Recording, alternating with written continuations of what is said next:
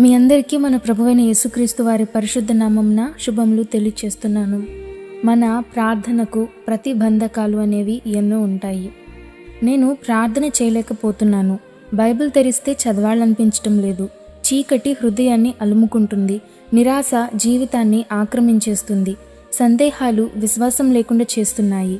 ఇది ఒకప్పుడు రక్షించబడి వెనకబడిపోయిన ఒక యువతి యొక్క హృదయ ఆక్రందన. ఈ యువతి తన 16వ ఏట ప్రభువుకు తన హృదయాన్ని సమర్పించింది. లోక సంబంధమైన అలవాట్లు, చెడు స్నేహాలు మానివేసింది. అయితే అలా ఎంతో కాలం కొనసాగలేకపోయింది. తన పాత స్నేహితులు వచ్చి తనలో కలిగిన ఈ వింత మార్పును హేళన చేశారు. వాళ్లతో కూడా లోక సంబంధమైన వినోదాలకు రమ్మని బలవంతం చేశారు. అంతే, తన జీవితాన్ని గురించి ఆలోచించటం మొదలుపెట్టింది. ఈ చిన్న వయసులో అన్నిటినీ త్యజించి సన్యాసిలాగా బ్రతకటం కన్నా తన స్నేహితులు హెచ్చరించినట్లు చేస్తే మంచిదనిపించింది. తానింకా జీవించాల్సిన కాలం ఎంతో ఉంది కదా, తర్వాత ప్రభువు నమ్ముకుంటే సరిపోతుందిలే అని నిర్ణయానికి వచ్చింది. ఫలితంగా ప్రభు పిల్లల సహవాసం మానివేసింది. ప్రార్థించటం, బైబిల్ చదవటం దూరమైపోయింది. కొన్ని నెలలు గడిచిపోయాయి. ఆ యువతి తండ్రికి బాగా జబ్బు చేసింది. ఆ జబ్బు నుండి ఆయన కోలుకోలేకపోయాడు. తండ్రి మరణించటం ఆ యువతికి మానని వేదనను కలిగించింది. ఈ తరుణంలోనైనా ప్రభువుకు చేరువుగా వస్తుంది అనుకుంటే అలా జరగలేదు. పైగా దేవుడు ఎందుకిలా చేశాడు అంటూ హృదయాన్ని కఠినపరుచుకుంది.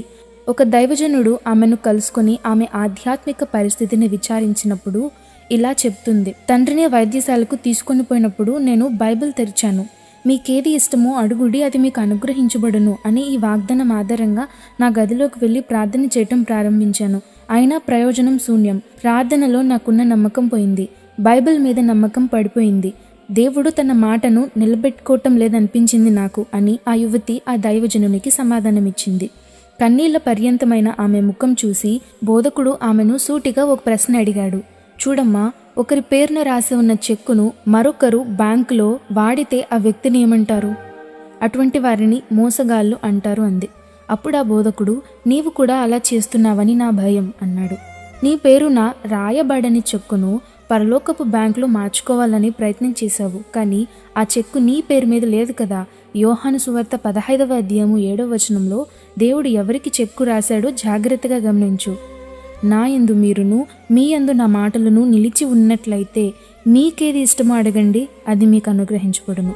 అలాగైతే నీవు క్రీస్తునందు నిలిచి ఉన్నావా? నీవు సినిమా హాల్లో కూర్చుని ఉన్నప్పుడు క్రీస్తు నీతో కూడా ఉన్నాడా? అది ఆయనకు ఇష్టమైన పనేనా?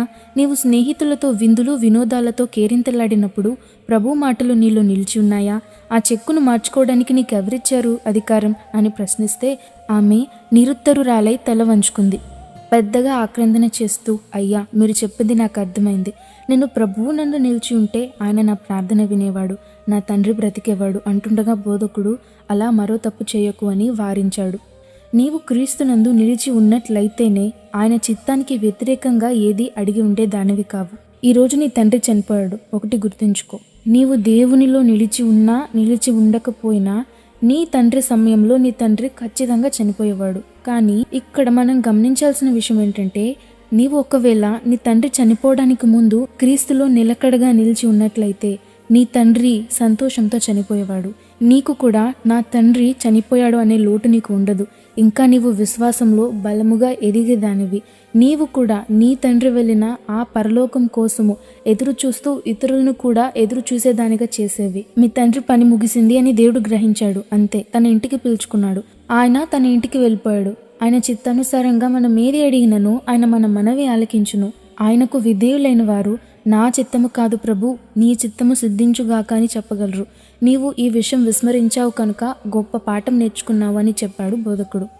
రక్షింపనేరకయుండునట్లు యెహోవా హస్తము కురుచ కాలేదు, విననేరకయుండునట్లు ఆయన చెవులు మందము కాలేదు. మీ దోషములు మీకును మీ దేవునికిని అడ్డంగా వచ్చును. మీ పాపములు ఆయన ముఖమును మీకు మరుగుపరచెను కనుక ఆయన ఆలకింపకున్నాడు. ఈరోజు మీకు దేవునికి మధ్య అవరోధంగా ఉన్న పాపమేదో మీకే తెలుస్తుంది కనుక మోకాళ్ళపై పడి మీ బలహీనతను ఒప్పుకోండి. యోహాను రాసిన మొదటి పత్రిక 1వ అధ్యాయం 9వ వచనంలో చెప్పబడినట్లు ఆయన మన పాపాలను క్షమించి నీతిమంతులుగా తీర్చగలరు.